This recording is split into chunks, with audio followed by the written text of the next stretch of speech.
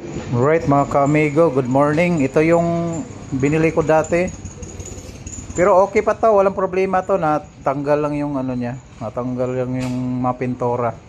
Pintura lang yan, pero okay pa yan. Ibibigay ko to sa kaibigan ko.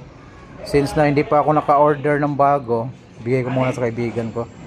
So ito kaibigan ko, kamukha ni Coco Martin yan. Idol mo Coco Martin, pre? Idol mo, hindi. Musta ka na ngayon? Musta ka na? So nga galing sa ano? Nag-iikot na kalakal. Ikot. So ito yung trabaho ng kaibigan natin. Yan, ang dami niyang kinuha dito. Mga kalakal. So nag-promise kasi ako nito dati na may ibibigay ko sa kanya. So bibigay ko tong luma kung ano.